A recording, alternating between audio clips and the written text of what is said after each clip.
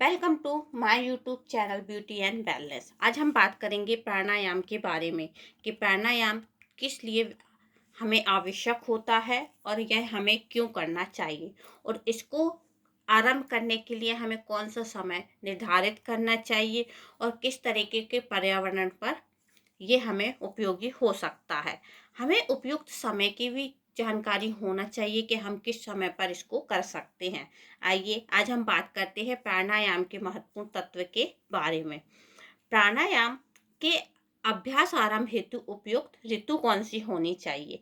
प्राणायाम का अभ्यास एक व्यक्ति को बसंत ऋतु से अर्थात मार्च अप्रैल और शरद ऋतु अर्थात सितंबर अक्टूबर से करना चाहिए। यह बहुत ही उपयोगी समय होगा। बाहरी पर्यावरण कैसा होना चाहिए?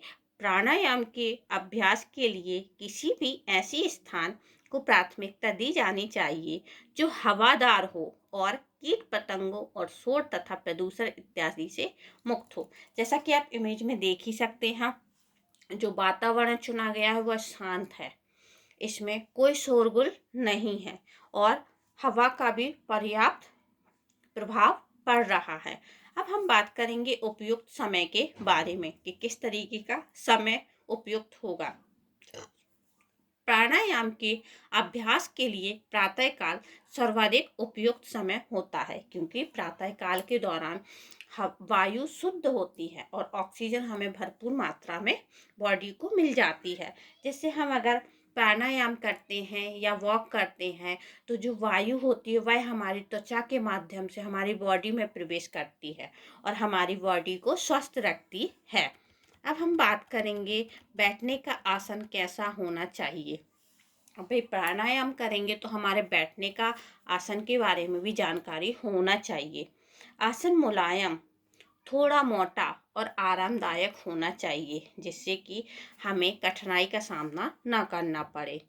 आसन, अब इसमें कुछ आसन होते हैं जो प्राणायाम के समय करते हैं, जैसे कि सुखासन, पद्मासन, वज्रासन और सिद्धासन जैसे आसन प्राणायाम के अभ्यास के लिए सर्वाधिक उपयुक्त हैं।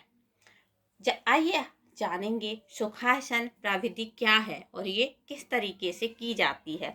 जैसा कि आप इमेज में देख ही सकते हैं किस तरीके से महिला बैठी हुई है।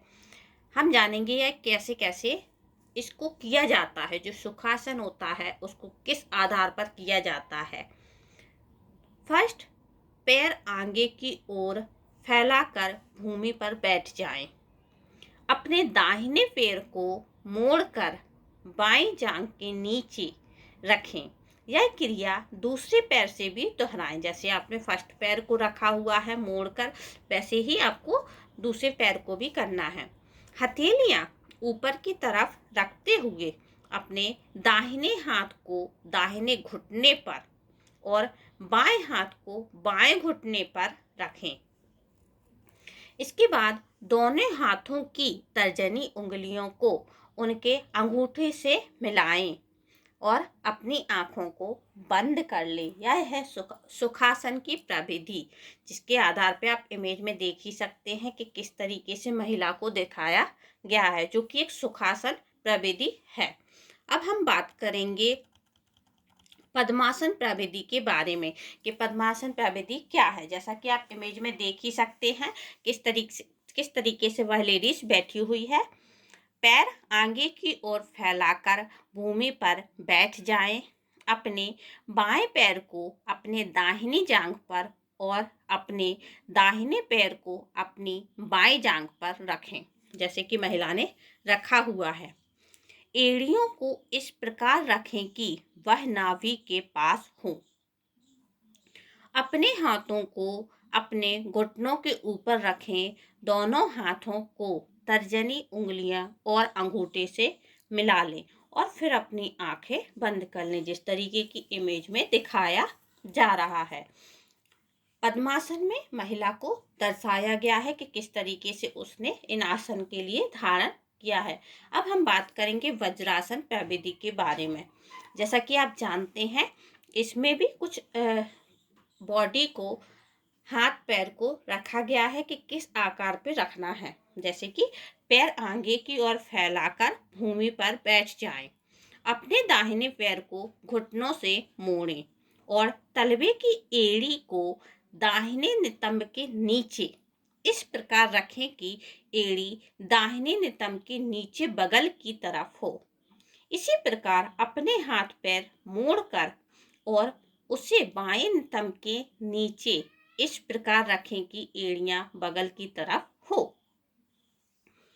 स्कंध और गर्दन सीधी रखें, जैसा कि आप इमेज में देख सकते हैं, और अपने हाथों को अपने घुटनों के ऊपर रखें। आपने देखा होगा इमेज में लेडीज बैठी हुई है, घुटनों को फोल्ड किए हुए है और अपने दोनों हाथों को अपने घुटनों के ऊपर रखे हुए है और सीधे बैठी हुई है, अपनी आंखों को बंद किए हुए। अब हम बात करेंगे सिद्धासन प्रविधि के बारे में।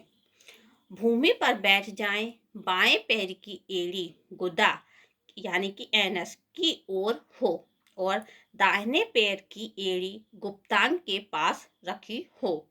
दोनों पैरों की उंगलियां जांघों और पिंडलियों के बीच में रखी हों, जैसा कि आप इमेज में देख ही सकती हैं। रखी जानी चाहिए। हाथों को अपने घुटनों पर रखें, हथेलियां ऊपर की तरफ रखें। दोनों हाथों की तर्जनी उंगली को उनके अंगूठे से मिलाएं, जिस तरीके की इमेज में देख रहे हैं, और अपनी आंखें बंद कर ले। यह कहलाता है सिद्धासन, जो कि प्राणायाम के बहुत ही आवश्यक आसन है। इसके बाद हम जानेंगे कि किस तरीके से यह आसन आवश्यक होते हैं।